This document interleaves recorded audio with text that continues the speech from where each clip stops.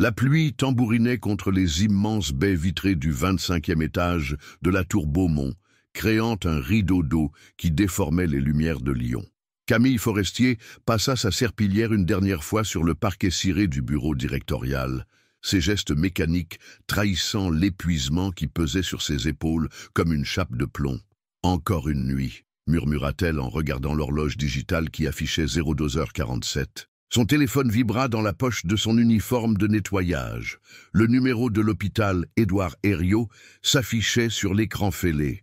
Son cœur se serra instantanément. « Mademoiselle Forestier ?» La voix de l'infirmière de nuit était fatiguée, mais bienveillante. « Votre mère a fait un petit malaise ce soir. Rien de grave, mais elle vous réclame. » Camille ferma les yeux, sentant les larmes monter. Geneviève, sa mère, luttait depuis 3 ans contre cette maladie qui grignotait lentement sa mémoire et ses forces.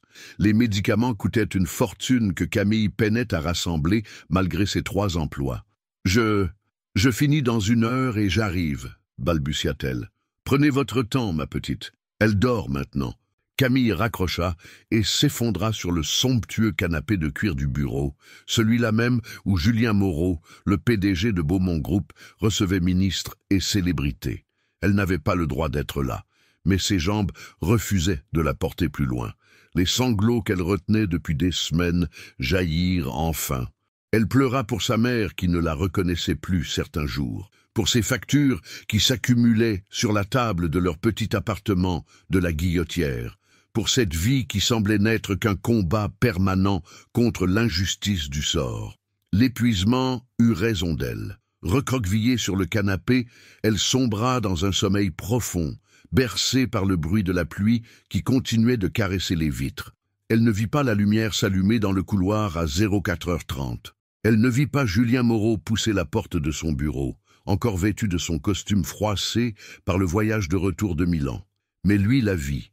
Il s'arrêta net sur le seuil, sa mallette à la main, découvrant cette silhouette fragile endormie sur son canapé.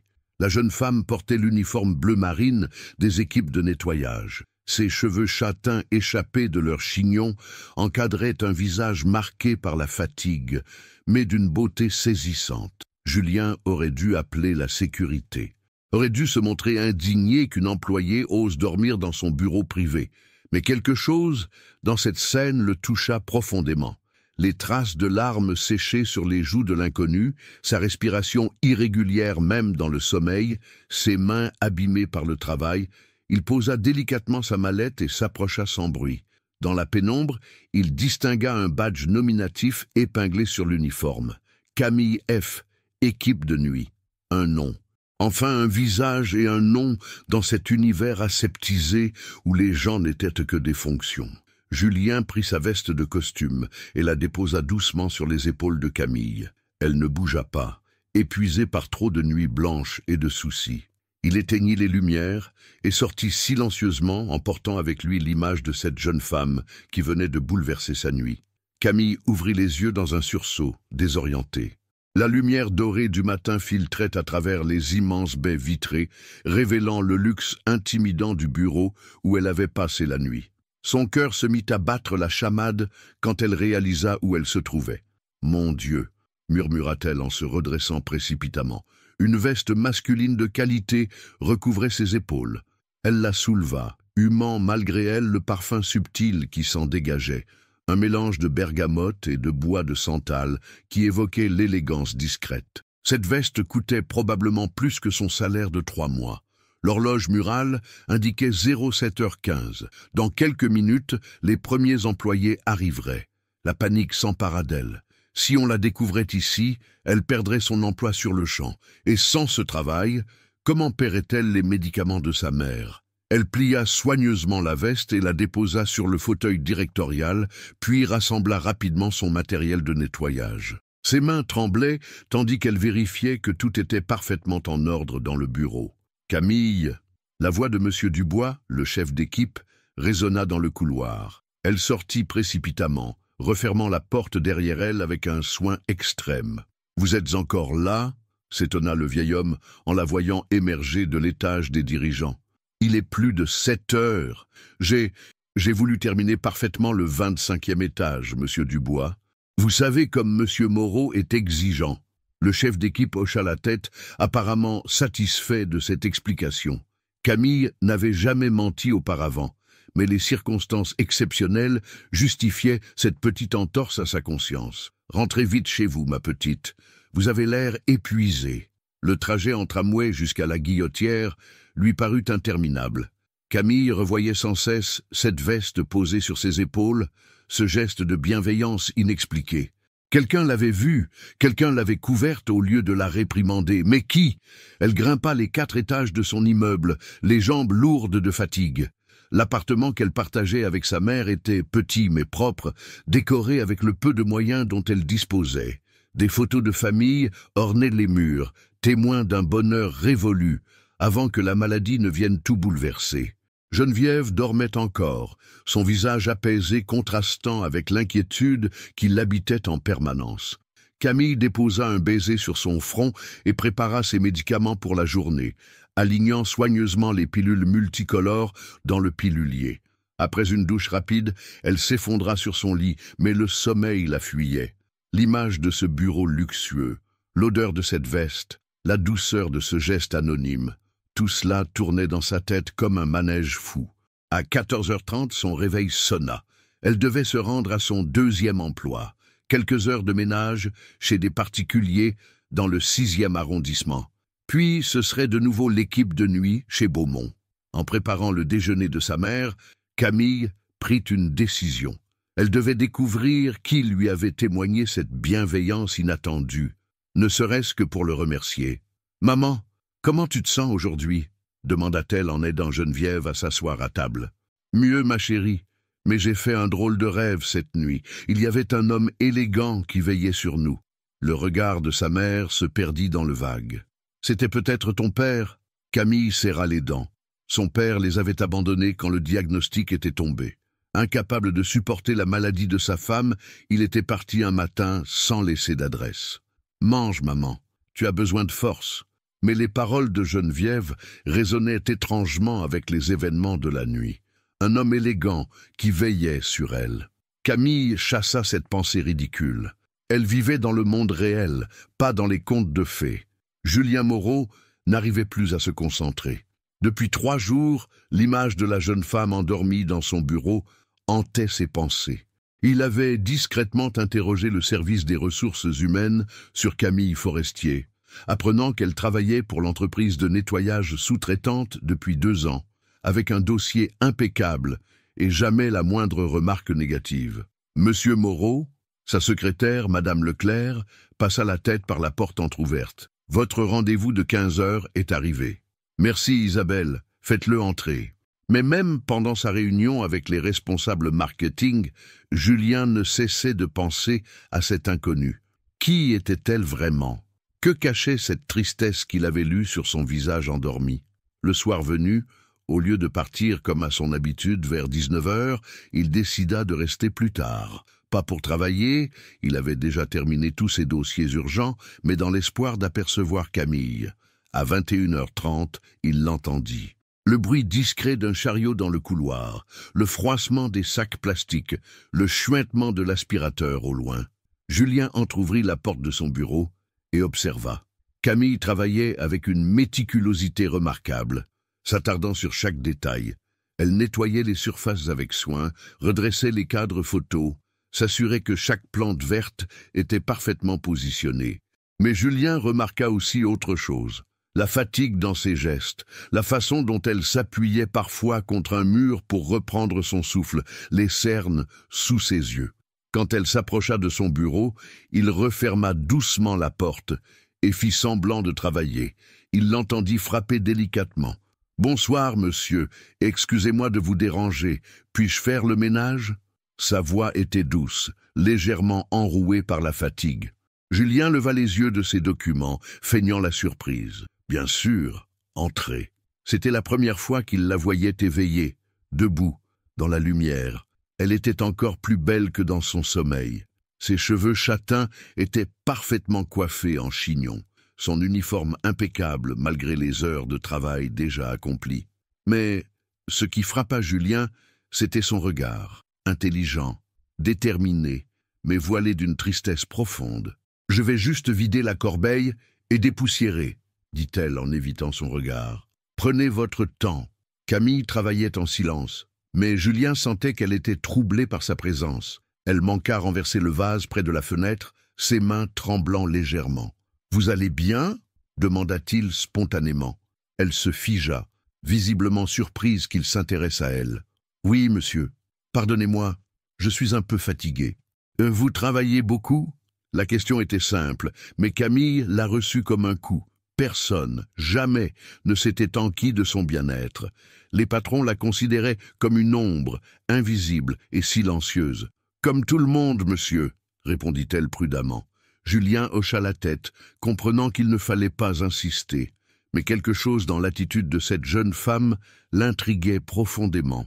Sa dignité malgré l'épuisement, sa fierté malgré l'humilité de sa condition. « Bonne soirée, monsieur, » murmura Camille en terminant. « Bonne soirée, mademoiselle. Forestier, Camille Forestier. Bonne soirée, mademoiselle Forestier. » Quand elle sortit, Julien resta longtemps immobile à son bureau.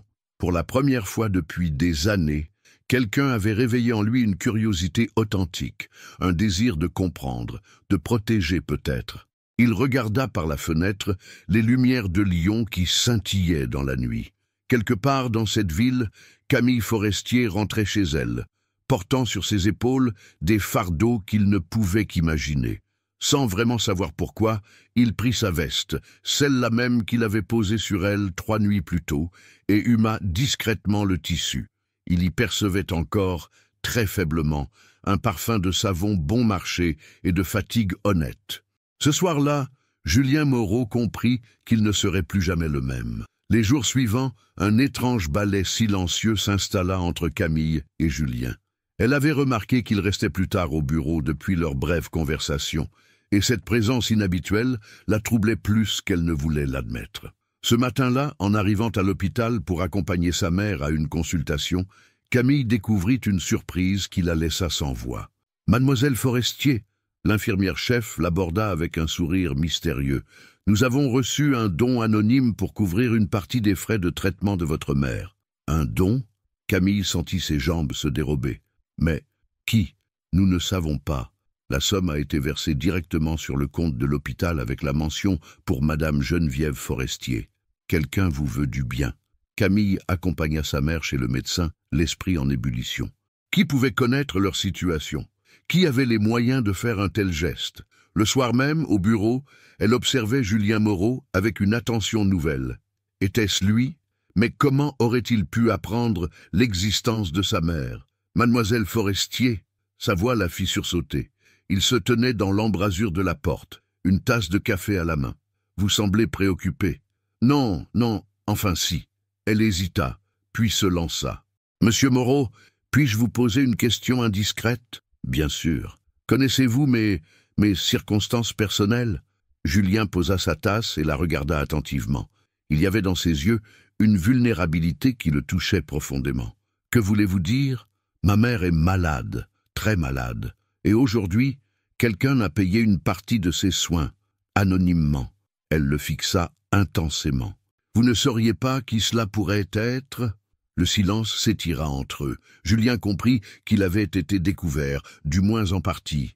Il avait effectivement fait quelques recherches discrètes, et quand il avait appris la situation de Geneviève Forestier par un détective privé, il n'avait pas hésité à agir. « Pourquoi pensez-vous que je serais au courant ? Parce que... » Camille chercha ses mots. « Parce que depuis quelques jours, j'ai l'impression que vous me regardez autrement, pas comme les autres patrons. Et cette nuit où je me suis endormi dans votre bureau, vous vous souvenez ?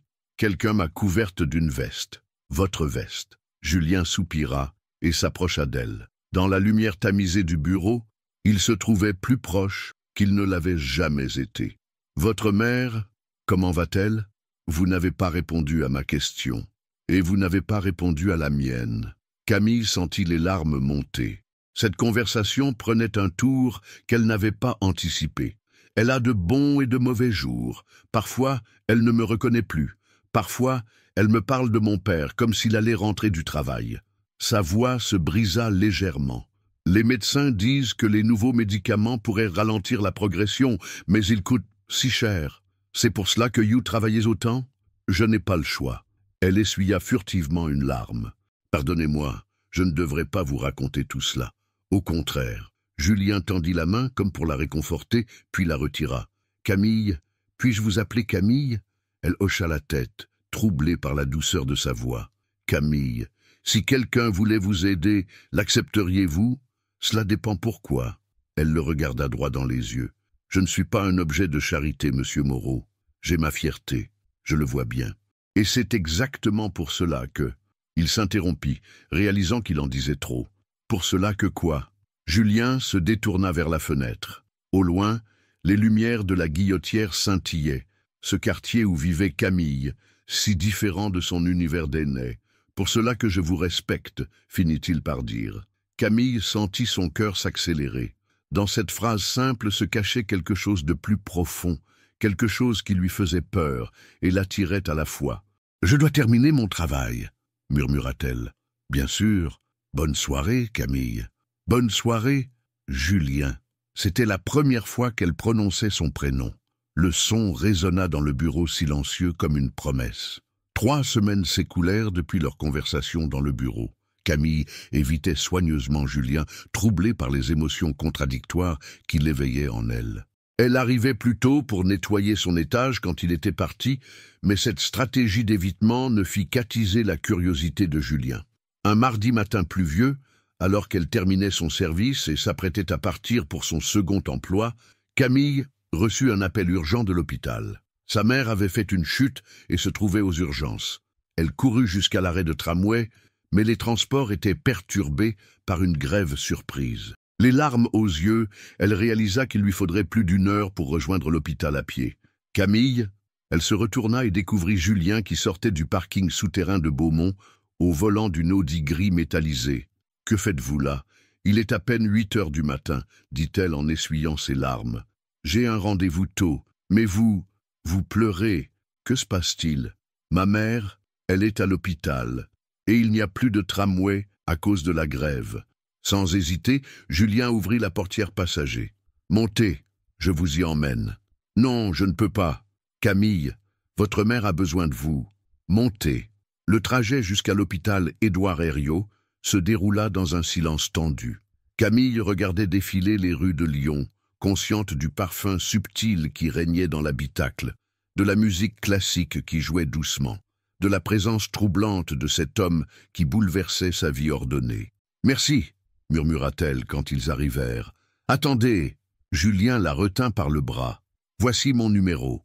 Appelez-moi quand vous saurez comment va votre mère. Julien, s'il vous plaît. » Geneviève avait une fracture du poignet, sans gravité mais qui nécessiterait plusieurs semaines de rééducation. Quand Camille ressortit de l'hôpital 3 heures plus tard, elle fut surprise de découvrir Julien dans le hall d'accueil, un café à la main. « Vous êtes resté? J'ai annulé mes rendez-vous. Comment va-t-elle » Camille lui expliqua la situation, touchée malgré elle par son attention. « Venez, » dit Julien. « Je vous invite à déjeuner. Vous n'avez rien mangé depuis hier soir, je parie. Comment pouvez-vous le savoir? Vous avez cette pâleur des gens qui ne prennent pas soin d'eux. » Il l'emmena dans une petite brasserie du cours Charlemagne, loin du standing habituel des restaurants qu'il fréquentait. L'endroit était simple, chaleureux, avec ses banquettes en moleskine rouge et ses serveurs qui connaissaient les habitués par leur prénom. « Pourquoi ici ?» demanda Camille en s'installant. « Parce que c'est là que mon grand-père m'emmenait quand j'étais enfant. Avant que... » Il s'interrompit. « Avant que ma famille ne considère ce genre d'endroit comme indigne de notre rang. » Pour la première fois, Camille entrevit une faille dans l'armure de Julien Moreau. Elle commanda une salade, lui un plat du jour, et ils commencèrent à parler. Vraiment parler. « Votre grand-père était différent ?» Oui, il avait bâti l'entreprise de ses mains, en partant de rien. Il disait toujours que l'argent ne devait jamais faire oublier d'où l'on vient. Julien sourit avec mélancolie. « Mes parents ont une vision très différente de la réussite. Et vous? Quelle est votre vision? » Il hésita. « Je pensais le savoir, jusqu'à récemment. » Camille comprit qu'elle était liée à ce changement. Cette réalisation la troubla profondément. « Julien, nous ne vivons pas dans le même monde. Justement, peut-être que c'est exactement ce dont j'ai besoin. Vous idéalisez ma situation. » La pauvreté n'est pas romantique. Elle épuise, elle use, elle fait qu'on ne rêve plus, qu'on ne fait que survivre. Et pourtant, vous êtes là, debout. Vous vous battez pour votre mère, avec une détermination que j'admire. Parce que je n'ai pas le choix. Si vous l'avez, vous pourriez l'abandonner comme l'a fait votre père. Vous pourriez prendre l'argent anonyme qu'on vous propose et fermer les yeux sur sa provenance. Vous pourriez accepter qu'on vous aide sans poser de questions. Mais vous ne le faites pas. Camille baissa les yeux. Il avait raison, et cette lucidité la mettait mal à l'aise. Que voulez-vous de moi, Julien? Honnêtement, il la regarda droit dans les yeux. Je ne sais pas encore. Mais je sais que depuis que je vous ai rencontré, quelque chose a changé en moi, et j'aimerais comprendre quoi. Les semaines qui suivirent leur déjeuner au cours Charlemagne virent naître une complicité nouvelle entre Camille et Julien. Leurs conversations nocturnes dans les couloirs de Beaumont Group devinrent un rituel tacite. Il lui apportait parfois un café, elle lui racontait les petites anecdotes de sa journée. Rien d'officiel, rien qui puisse compromettre leurs positions respectives, mais assez pour que les langues commencent à se délier. Madame Leclerc, la secrétaire de Julien, fut la première à remarquer les changements dans le comportement de son patron. Il souriait plus souvent, semblait moins préoccupé par les réunions du conseil d'administration et surtout, il restait de plus en plus tard au bureau. Monsieur Moreau semble différent ces derniers temps, confia-t-elle à Monsieur Rousseau, le directeur financier, lors d'un déjeuner. Différent comment? Plus humain, dirais-je. Hier, il a demandé des nouvelles de mon petit-fils malade. En 10 ans, c'était la première fois qu'il s'intéressait à ma vie personnelle. Rousseau fronça les sourcils. Il avait lui aussi remarqué des changements dans l'attitude de Julien, particulièrement lors des dernières réunions stratégiques où le jeune PDG semblait distrait. Ce même soir, Camille nettoyait les bureaux du 24e étage, quand elle croisa M. Rousseau qui sortait d'une réunion tardive. L'homme la dévisagea avec une insistance qui la mit mal à l'aise. « Vous êtes mademoiselle Forestier, n'est-ce pas ?»« Oui, monsieur. Vous travaillez souvent tard. C'est mon horaire habituel, monsieur. » Rousseau hocha la tête, mais son regard calculateur ne quitta pas Camille. Il y avait quelque chose dans cette fille qui lui rappelait vaguement quelqu'un, mais il n'arrivait pas à mettre le doigt dessus. Le lendemain matin, au conseil d'administration mensuel, l'atmosphère était particulièrement tendue. Autour de la table ovale en acajou, les 8 membres du conseil, tous des hommes d'âge mûr issus de familles fortunées lyonnaises, écoutaient le rapport financier avec attention. « Les résultats du trimestre sont excellents », annonça Julien. « Nos ventes de parfums haut de gamme ont progressé de 15%. Parfait, approuva M. de Montclerc, le président du conseil et ami de longue date du père de Julien. Cependant, Julien, nous devons aborder un sujet délicat. Je vous écoute. Il semblerait que votre comportement récent suscite quelques interrogations. Julien se raidit. Quel genre d'interrogation? Rousseau prit la parole. Vous restez de plus en plus tard au bureau, vous semblez distrait en réunion et surtout, il marqua une pause dramatique. Il semblerait que vous ayez été vu en compagnie d'une employée de l'équipe de nettoyage. Le silence qui suivit était glacial. Julien sentit la colère monter en lui, mais il garda un visage impassible. Mes horaires de travail et mes fréquentations ne regardent que moi. Et détrompez-vous, intervint de Montclerc. Vous représentez Beaumont Group, votre image est notre image. Et nous ne pouvons pas tolérer que le PDG de notre entreprise soit associé à, des personnes de conditions sociales inadéquates. Inadéquates? La voix de Julien était dangereusement calme. Allons, Julien, vous comprenez très bien ce que nous voulons dire. Cette fille nettoie nos bureaux, elle vit dans un quartier populaire. Ce n'est pas notre monde. Et qu'est-ce que vous me suggérez exactement? De reprendre vos esprits. Votre père nous a fait part de ses préoccupations. Il souhaite d'ailleurs que vous rencontriez Clarisse de Beaumanoir, une jeune femme charmante, issue d'une excellente famille, diplômée de HEC. Julien se leva brusquement, faisant crisser sa chaise sur le parquet ciré. Cette réunion est terminée. Julien! De Montclerc se leva également. Ne faites pas l'enfant. Vous avez des responsabilités. Envers l'entreprise, envers votre famille, envers votre classe sociale. Ma classe sociale? Julien ricana amèrement. Vous voulez dire cette classe qui pense que la valeur d'une personne se mesure à son compte en banque? Exactement. Et cette fille, quoi que vous puissiez penser d'elle, n'appartient pas à notre monde. Plus vite vous l'accepterez, mieux ce sera pour tout le monde, y compris pour elle. Ces derniers mots frappèrent Julien comme une gifle. Car au fond de lui, il savait qu'il n'avait pas entièrement tort. Que pouvait-il offrir à Camille, à part la transformer en objet de curiosité ou de scandale? Il sortit de la salle de conférence, laissant derrière lui 8 hommes satisfaits de leur intervention. Mais ce qu'il ne savait pas, c'est que cette pression ne ferait que renforcer la détermination de Julien. Pour la première fois de sa vie, il avait trouvé quelque chose qui valait la peine de se battre contre les conventions. Camille sentait que quelque chose avait changé. Depuis une semaine, Julien évitait son regard quand elle croisait son chemin dans les couloirs. Leur conversation nocturne s'était espacée, puis avait cessé complètement.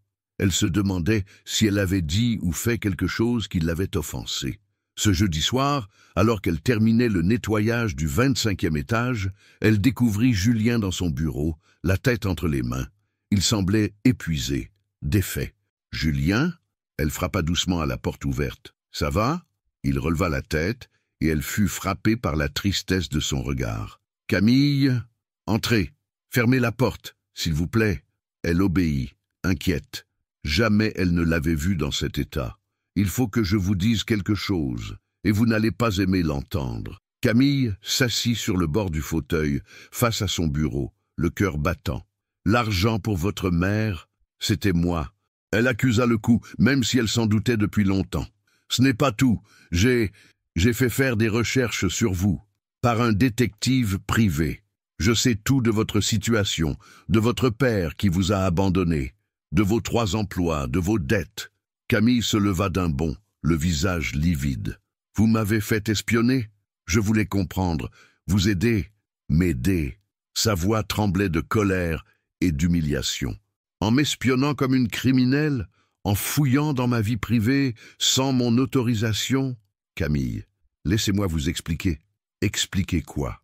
Les larmes coulèrent maintenant sur ses joues. « Que pour vous, je ne suis qu'un animal de zoo, un objet de curiosité, la pauvre fille qu'il faut sauver pour se donner bonne conscience? Non, ce n'est pas ça du tout. » « Alors quoi ?» Elle le défia du regard. « Dites-moi ce que je représente pour vous. » Julien se leva, contourna son bureau et s'approcha d'elle. Dans ses yeux, Camille lut une émotion si intense qu'elle en fut bouleversée. « Vous représentez tout ce qui me manquait sans que je le sache. Votre courage, votre authenticité, votre façon de vous battre sans jamais vous plaindre. Quand je vous regarde, je vois qui j'aurais pu être si j'avais eu votre force. » « Arrêtez !» Camille recula. « Vous ne me connaissez pas. Vous connaissez un rapport de détective, des faits sur papier. Vous ne savez rien de ce que je ressens quand je rentre chez moi et que ma mère ne me reconnaît pas. Vous ne savez rien de cette honte que j'ai quand je dois demander un délai de paiement à la pharmacie.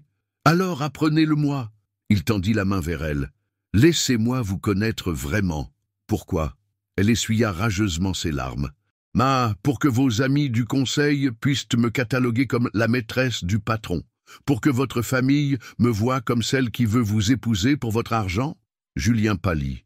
Comment pouvait-elle être au courant de la réunion du conseil? « Comment savez-vous? Les murs ont des oreilles, Julien.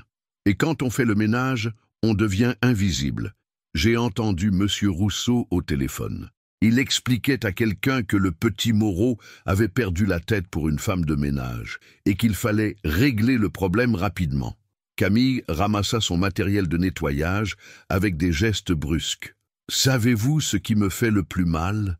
Ce n'est même pas que vous m'ayez espionné, c'est que vous ayez pensé que j'avais besoin d'être sauvée, que je n'étais pas assez forte pour me débrouiller seule. Camille, attendez. Non. » Elle se dirigea vers la porte. « J'ai ma fierté, c'est peut-être tout ce qui me reste, mais c'est à moi. Et vous n'avez pas le droit de me l'enlever, même avec les meilleures intentions du monde. Je vous aime. » Les mots résonnèrent dans le bureau silencieux. Camille s'arrêta, la main sur la poignée de la porte, mais ne se retourna pas. « Non, Julien, vous aimez l'idée de moi, l'idée d'être différent de votre milieu. l'idée de sauver quelqu'un. Mais moi, la vraie moi, vous ne la connaissez même pas. Elle sortit, laissant Julien seul avec ses remords. Dans l'ascenseur qui la ramenait au rez-de-chaussée, Camille sanglotait sans retenue. Elle venait de perdre bien plus qu'un travail ou une amitié naissante. Elle venait de perdre le premier homme qui l'avait fait rêver depuis des années. Mais sa fierté, elle la gardait intacte. C'était son choix. Et elle l'assumait. 10 jours s'écoulèrent depuis la confrontation dans le bureau. 10 jours pendant lesquels Camille évita soigneusement le 25e étage, échangeant ses créneaux horaires avec ses collègues pour ne plus croiser Julien. Monsieur Dubois, intrigué par ces changements soudains, n'osa pas poser de questions face à l'air buté de la jeune femme. Camille avait trouvé un 3e emploi pour compenser les dons anonymes qu'elle refusait désormais d'accepter. Quelques heures de repassage chez une bourgeoise du 6e arrondissement. Elle rentrait chez elle encore plus épuisée, mais la tête haute. Geneviève, dans un de ces rares moments de lucidité, remarqua le changement chez sa fille. « Tu es triste, ma chérie, plus triste qu'avant. »« Non, maman, je vais bien. Tu sais, quand j'avais ton âge, j'ai refusé d'épouser un homme parce qu'il était trop riche. J'avais peur qu'il ne m'aime que par pitié. » Camille leva les yeux de son repassage. Sa mère parlait rarement du passé avec tant de clarté. « Et tu l'as regretté, tous les jours, jusqu'à ce que je rencontre ton père. » Geneviève sourit tristement. « Mais lui aussi m'a quitté quand les choses sont devenues difficiles. Peut-être que l'autre serait resté. » Ces paroles résonnèrent douloureusement dans le cœur de Camille. Avait-elle fait le bon choix? De son côté, Julien traversait les pires semaines de sa vie.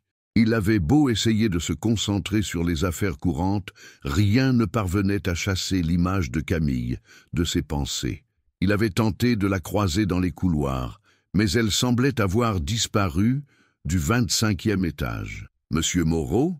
Madame Leclerc passa la tête dans son bureau. « Votre père souhaite vous voir. Il est dans la salle de conférence avec mademoiselle de Beaumanoir. » Julien serra les dents. Clarisse de Beaumanoir. La candidate parfaite selon sa famille, belle, éduquée, fortunée et surtout prévisible. Il trouva son père, Henri Moreau, en grande conversation avec une jeune femme blonde, impeccablement mise. Clarisse était effectivement belle, d'une beauté froide et calculée qui ne laissait rien au hasard. « Julien !» Henri se leva avec un sourire forcé. « Je te présente Clarisse. Clarisse, voici mon fils. Enchanté. » Clarisse tendit une main manucurée.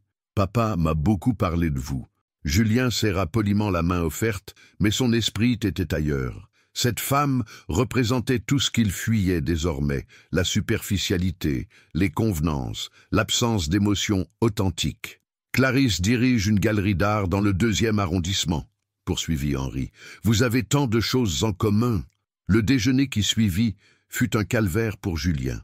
Clarisse parlait avec aisance de ses voyages, de ses relations, de ses projets d'exposition.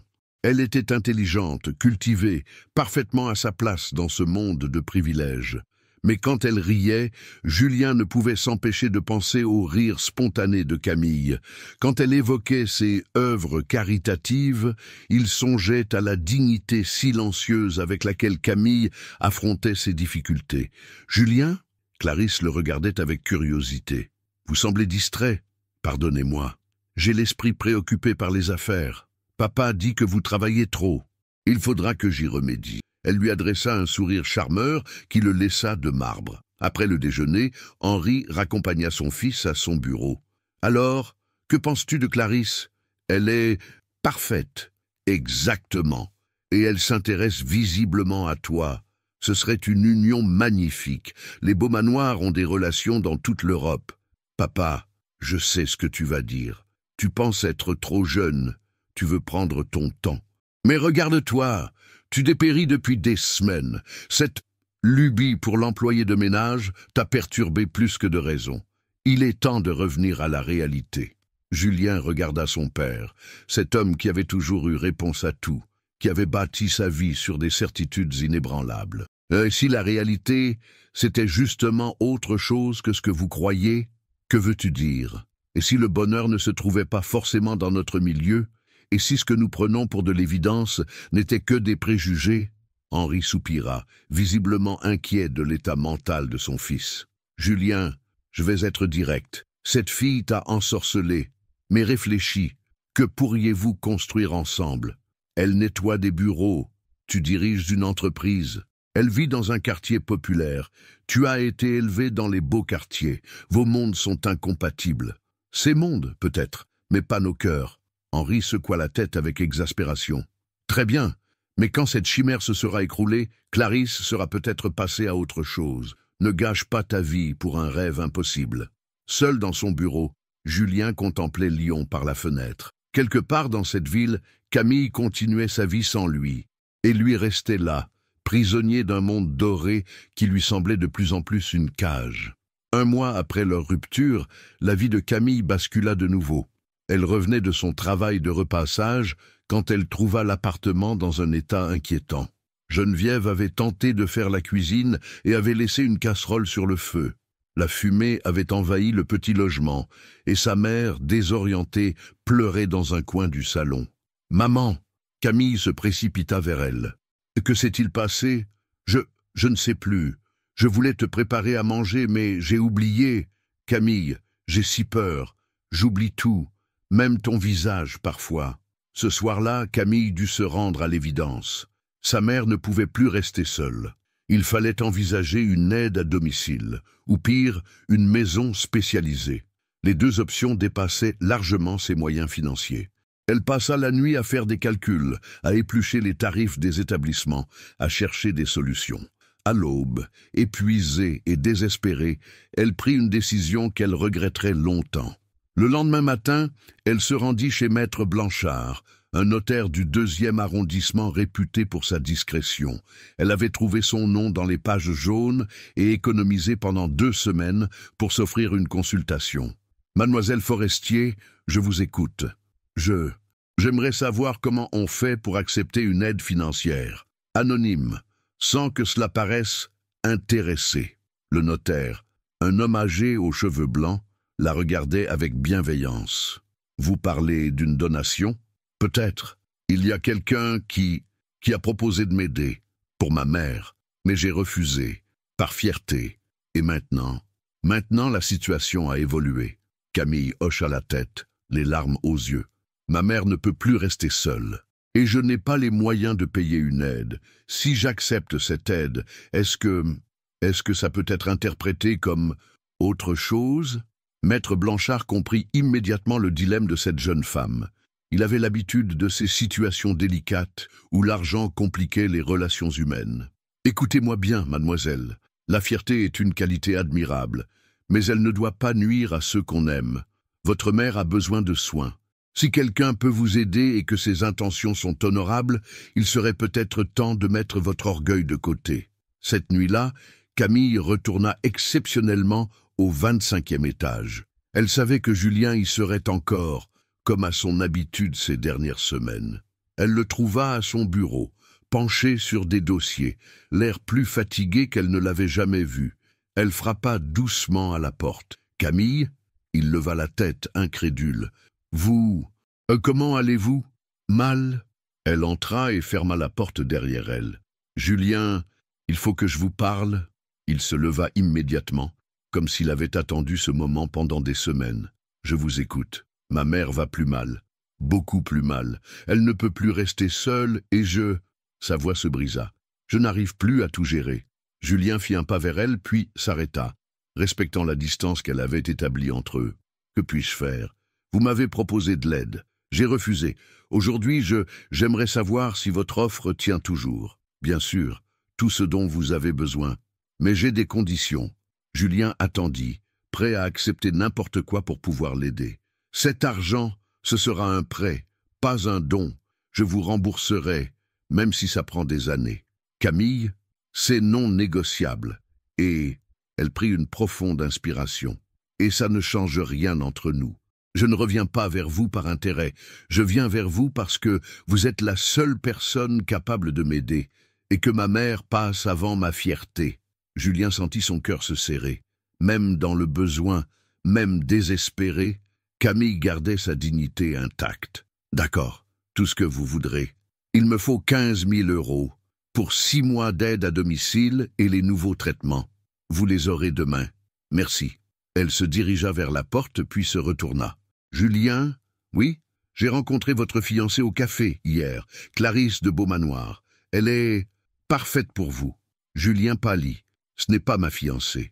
Et elle n'est parfaite que sur le papier. Peut-être, mais c'est votre monde, pas le mien. Elle sortit, laissant Julien avec le poids de cette vérité douloureuse. Camille était revenue, mais pour repartir aussitôt. Et cette fois, il comprit qu'elle ne reviendrait peut-être jamais. Les semaines qui suivirent furent paradoxalement les plus douces et les plus douloureuses de la vie de Camille. Grâce à l'aide financière de Julien, elle avait pu engager Madame Dubois, une aide-soignante expérimentée qui s'occupait de Geneviève pendant ses heures de travail. Sa mère bénéficiait des nouveaux traitements, et même si la maladie continuait sa progression, elle semblait plus apaisée. Mais cette amélioration avait un prix que Camille n'avait pas anticipé. Elle se sentait redevable envers Julien, d'une manière qui la rongeait chaque jour davantage. Un soir, alors qu'elle nettoyait les bureaux du 20e étage, M. Dubois vint la trouver avec une mine grave. « Camille, il faut qu'on parle. Qu'est-ce qui se passe ? J'ai reçu un coup de fil des ressources humaines. Il semblerait que certaines personnes se plaignent de la qualité de votre travail récemment. » Camille fronça les sourcils. Elle n'avait jamais eu la moindre remarque en 2 ans de service. « Qui se plaint ? Je ne peux pas vous le dire, mais on me demande de réorganiser les équipes. Vous allez être muté sur d'autres étages. » Camille comprit immédiatement. Quelqu'un voulait l'éloigner de Julien, et cette personne avait suffisamment d'influence pour faire pression sur l'entreprise de nettoyage. « C'est Monsieur Rousseau, n'est-ce pas ?» Monsieur Dubois baissa les yeux, confirmant ses soupçons. « Je suis désolé, Camille. J'ai essayé de résister, mais... Je comprends. Quand est-ce que ça prend effet ? » Lundi prochain. Ce week-end, Camille prit une décision qu'elle mûrissait depuis des jours. Elle ne pouvait plus continuer ainsi, tiraillée entre sa fierté et sa reconnaissance, entre son amour naissant pour Julien et l'impossibilité de leur situation. Le dimanche soir, elle écrivit une longue lettre qu'elle posa sur le bureau de Julien avant l'aube du lundi. « Julien, quand vous lirez cette lettre, j'aurai déjà remis ma démission à Monsieur Dubois. Je quitte Beaumont Group et probablement Lyon.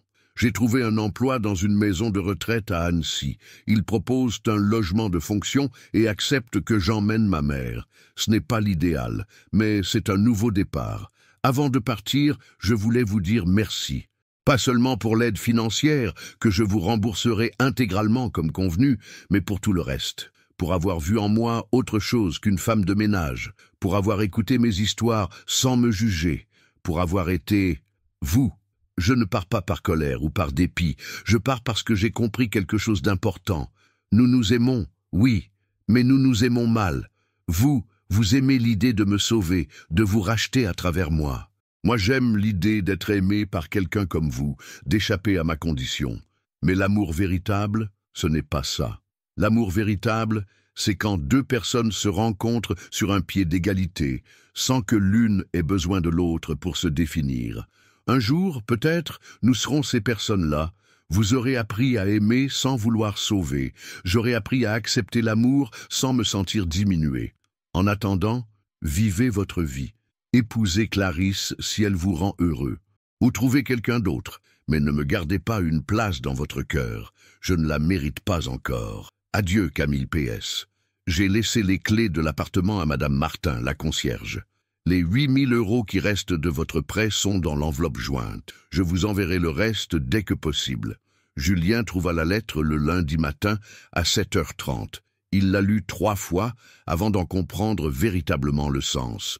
Puis il se précipita vers le bureau des ressources humaines. « Madame Leclerc, appelez immédiatement l'entreprise de nettoyage. Monsieur Moreau, que se passe-t-il ? Camille Forestier, il faut que je lui parle. » Mais il était trop tard. Monsieur Dubois confirma que Camille avait rendu son uniforme la veille au soir et quitté Lyon dans la nuit. Julien resta immobile au milieu de son bureau, la lettre à la main. Pour la première fois de sa vie, il avait perdu quelqu'un qu'il aimait vraiment. Et le pire, c'est qu'il comprenait pourquoi elle était partie. Camille avait raison, il s'aimait mal. Mais maintenant qu'elle était partie, il allait peut-être apprendre à l'aimer mieux. 3 mois s'écoulèrent. 3 mois pendant lesquels Julien essaya de reprendre le cours de sa vie, mais tout lui rappelait Camille. Le parfum des produits d'entretien dans les couloirs, la vue sur la guillotière depuis son bureau, même la simple sight d'un uniforme de nettoyage le bouleversait. Il avait tenté de retrouver sa trace à Annecy, mais ses recherches étaient restées vaines. Camille avait disparu, probablement sous un autre nom, ou dans une structure qu'il ne parvenait pas à identifier. Le conseil d'administration, ravi de ce qu'il considérait comme un retour à la raison, multipliait les occasions de le mettre en présence de Clarisse. La jeune femme était patiente, charmante, et manifestement intéressée par une union qui arrangerait leurs 2 familles. Un soir de novembre, Julien dînait avec Clarisse dans un restaurant étoilé du 2e arrondissement. Elle lui parlait avec enthousiasme de sa dernière exposition, mais il n'écoutait qu'à moitié. « Julien ?» Clarisse posa sa main manucurée sur la sienne. « Vous êtes encore ailleurs. Pardonnez-moi. C'est cette fille, n'est-ce pas? Cette employée dont papa m'a parlé ?»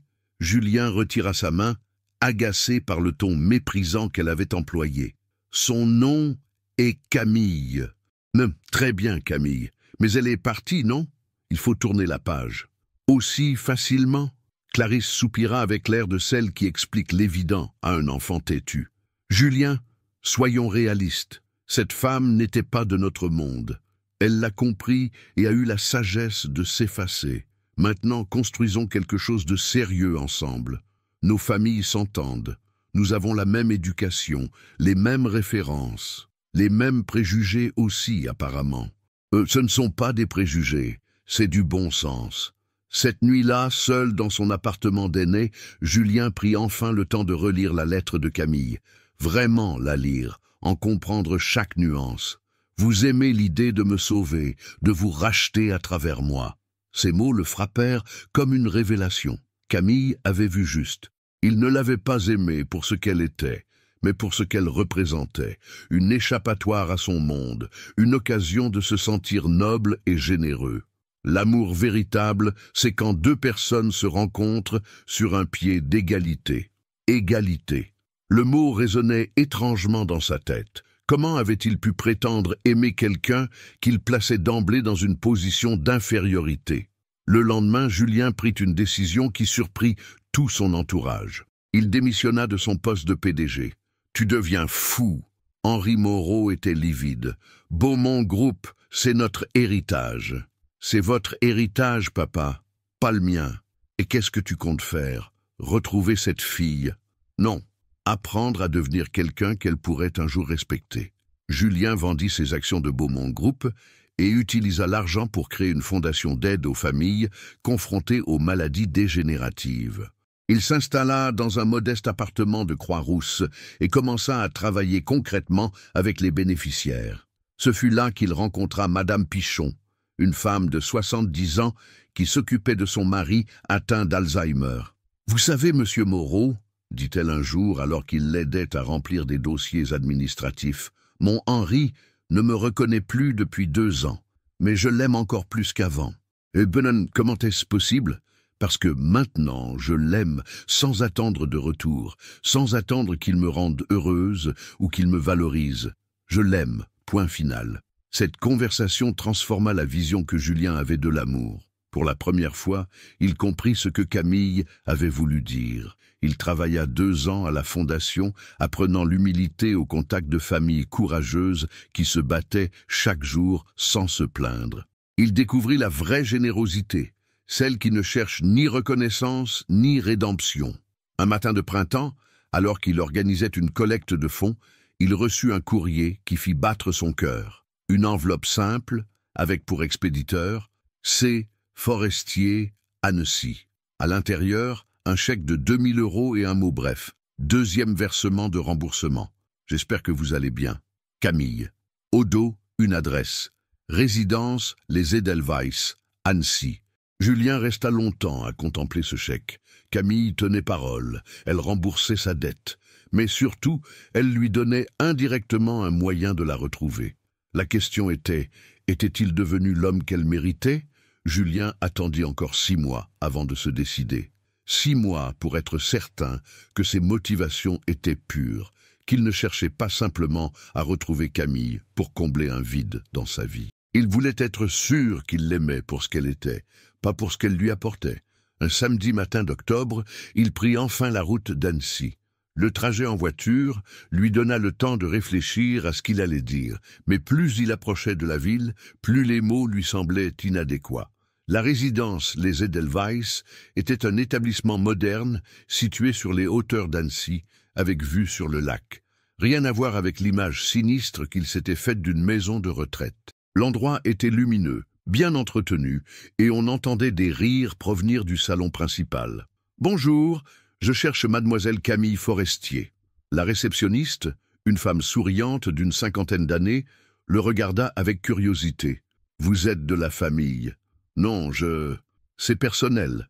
Camille est au jardin avec les résidents. Vous pouvez la rejoindre par là. » Julien traversa les couloirs, impressionné par l'atmosphère chaleureuse des lieux.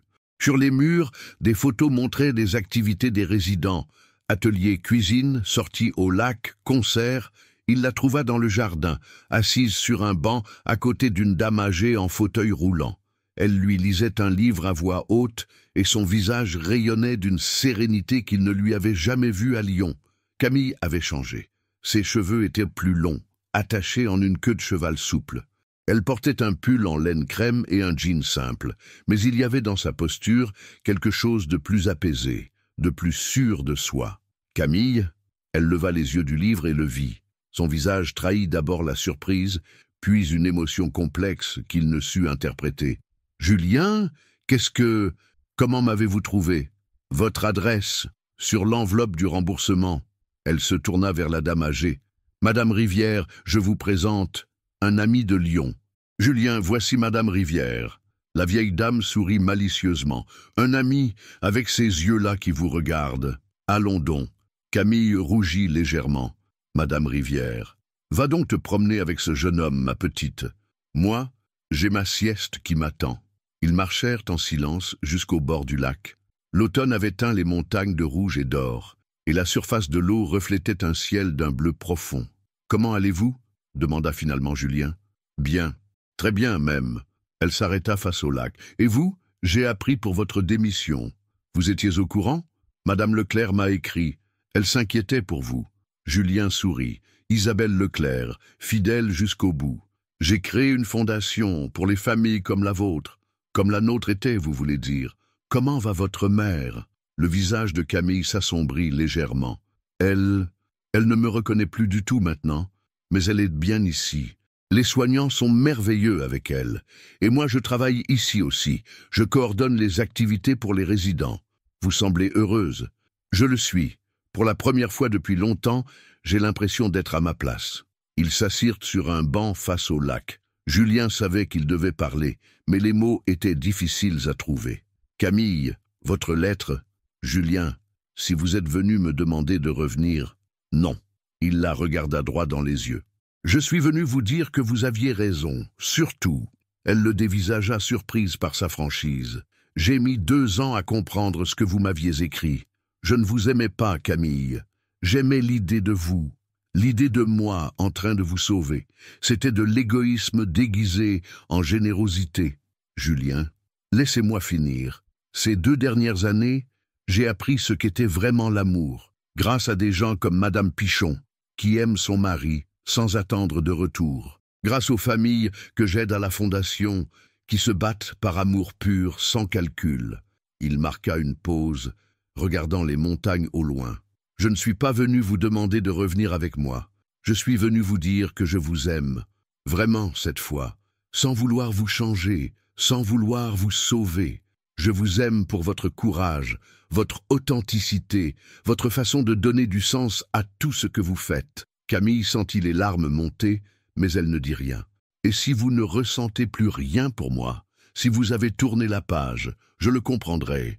Mais je voulais que vous sachiez que grâce à vous, je suis devenu quelqu'un de meilleur, quelqu'un que je peux respecter. » Le silence s'étira entre eux, ponctué seulement par le clapotis léger des vagues sur la rive. Camille regardait les montagnes se refléter dans le lac, les mots de Julien résonnant dans son cœur comme une mélodie longtemps oubliée.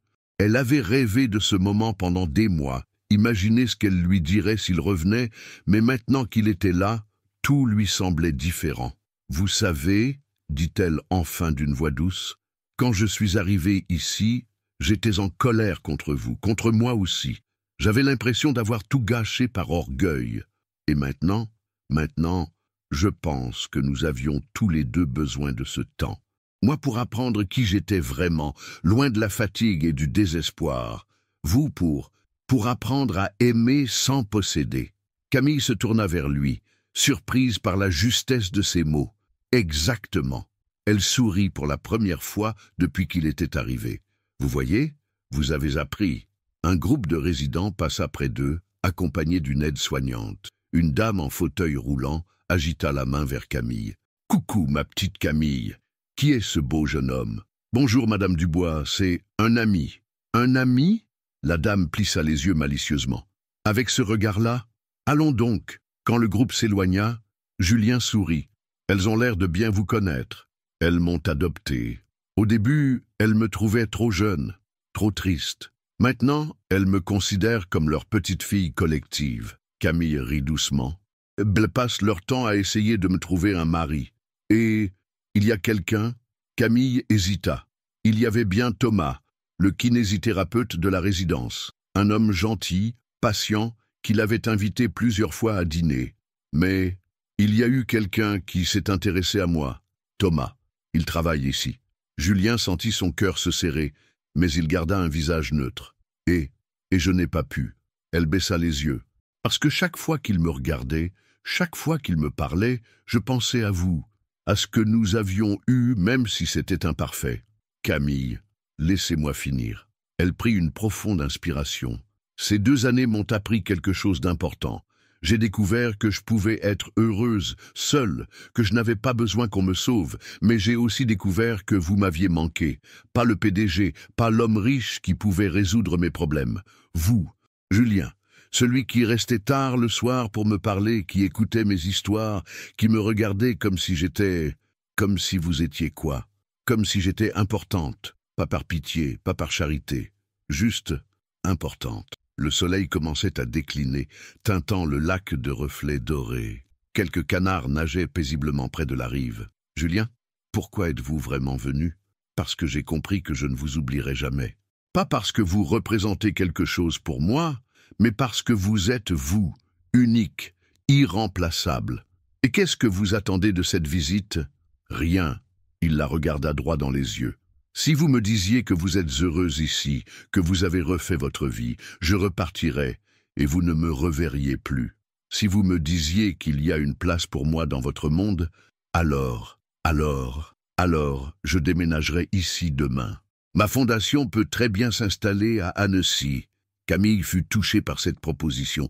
Julien était prêt à abandonner Lyon, sa vie, pour la rejoindre, sans condition, sans exigence. « Et votre famille, vos amis? Ma famille m'a renié quand j'ai quitté Beaumont. Mes amis, ils n'étaient amis qu'avec mon statut social. Les vrais, ceux qui comptent, comprendront. » Camille se leva et marcha jusqu'au bord de l'eau. Julien la suivit, respectant sa réflexion. « Vous savez, dit-elle, en ramassant un galet qu'elle fit ricocher sur l'eau, quand maman a eu ses premiers troubles, elle m'a dit quelque chose de bizarre. Elle m'a dit, « Camille, méfie-toi des hommes qui veulent te sauver. Les meilleurs sont ceux qui veulent juste marcher à côté de toi. » Votre mère était sage. Oui, et maintenant, j'ai l'impression que vous pourriez être un de ceux-là, un homme qui marche à côté, pas devant. Elle se tourna vers lui et Julien vit dans ses yeux une douceur qu'il n'avait jamais vue auparavant. « Mais j'ai une condition, tout ce que vous voudrez. Nous recommençons, à zéro, comme si nous nous rencontrions pour la première fois. Pas de passé, pas de dette, pas de culpabilité, juste nous deux tels que nous sommes maintenant. » Julien tendit la main avec un sourire. « Bonjour, je suis Julien Moreau, enchanté de faire votre connaissance. » Camille prit sa main et cette fois, le contact fut différent, égal, libre. « Bonjour Julien, moi c'est Camille Forestier. » 6 mois plus tard, un matin de printemps baignait la résidence Les Edelweiss d'une lumière dorée. Camille arrangeait les fleurs dans le salon principal quand elle entendit des éclats de rire provenir du jardin. Par la fenêtre, elle aperçut Julien qui aidait M. Bertrand, un ancien mécanicien de 80 ans, à réparer un vélo rouillé. L'adaptation de Julien à Annecy avait été plus naturelle qu'elle ne l'avait espéré.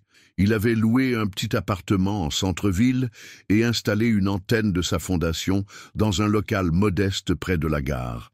Mais surtout, il était devenu bénévole à la résidence, offrant ses services pour l'aide administrative et l'organisation d'activités. Ma petite Camille, Madame Rivière arriva dans son fauteuil roulant, poussée par une aide-soignante. « Tu as vu ton Julien?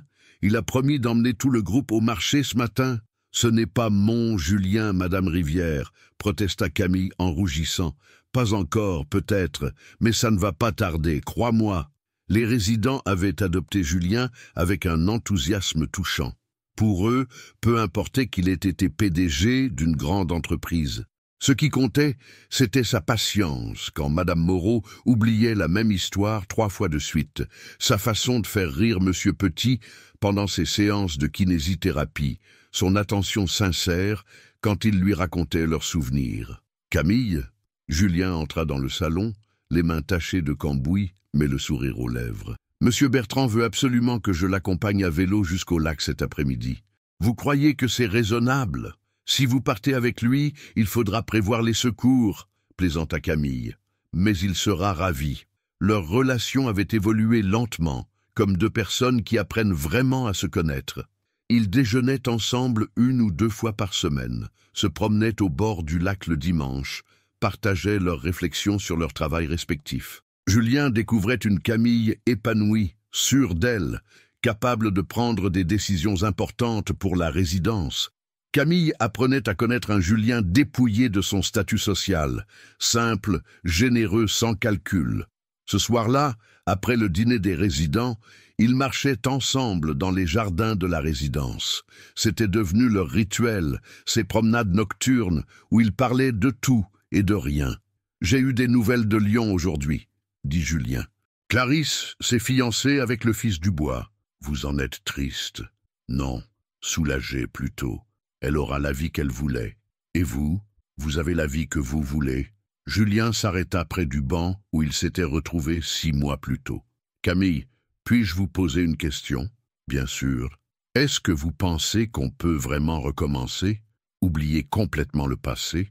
Elle réfléchit quelques instants, regardant les lumières d'Annecy scintiller au loin. « Non, je ne pense pas qu'on puisse l'oublier, mais je pense qu'on peut le dépasser, le transformer en quelque chose de meilleur. Comme nous. » Elle lui sourit. « Vous savez, Julien, ces 6 mois m'ont appris quelque chose d'important. » « Quoi donc ? » « Que l'amour, le vrai, ce n'est pas un coup de foudre qui vous tombe dessus. C'est quelque chose qui se construit, jour après jour, avec respect et patience. » Julien prit sa main, et cette fois, elle ne la retira pas. « Camille Forestier, accepteriez-vous d'être ma compagne? Pas pour me sauver, pas pour que je vous sauve, juste pour être ensemble. À une condition, dit-elle avec un sourire malicieux. Encore une condition? Il faut que vous me promettiez quelque chose, tout ce que vous voudrez. Promettez-moi que vous ne changerez jamais, que vous resterez cet homme qui répare des vélos rouillés avec Monsieur Bertrand et qui aide Madame Moreau à retrouver ses mots quand elle ne s'en souvient plus. Je vous le promets. Et vous, promettez-moi de rester cette femme qui illumine cette résidence, qui fait rire les plus tristes et qui donne de l'espoir à ceux qui n'en ont plus. Promis. » Ils s'embrassèrent sous les étoiles, un baiser doux et patient, sans urgence ni désespoir. Un baiser qui scellait non pas un sauvetage mutuel, mais une union d'égaux. Quelques mètres plus loin, cachés derrière la haie de laurier, Madame Rivière et Madame Dubois échangeaient des regards complices. « Enfin !» chuchota Madame Rivière. « Je commençais à désespérer. »« Chut !» fit Madame Dubois. « Laissons-les savourer ce moment. » 1 an plus tard, Camille et Julien se marièrent dans les jardins de la résidence, entourés des résidents qui les avaient adoptés et des quelques vrais amis qui avaient traversé les épreuves avec eux. Geneviève, dans un moment de lucidité miraculeuse, glissa à l'oreille de sa fille. « Il est bien, celui-là. Il te regarde comme ton père me regardait au début, avec respect. » Ils installèrent leur foyer dans une maison simple face au lac, où Julien continua son travail avec la fondation et où Camille développa de nouveaux programmes pour les personnes âgées. Leur amour n'avait rien d'un conte de fées, mais il avait quelque chose de plus précieux, l'authenticité. Parfois, le soir, quand il regardait le coucher de soleil sur les montagnes, Camille repensait à cette nuit lointaine où elle s'était endormie dans le bureau d'un PDG inconnu.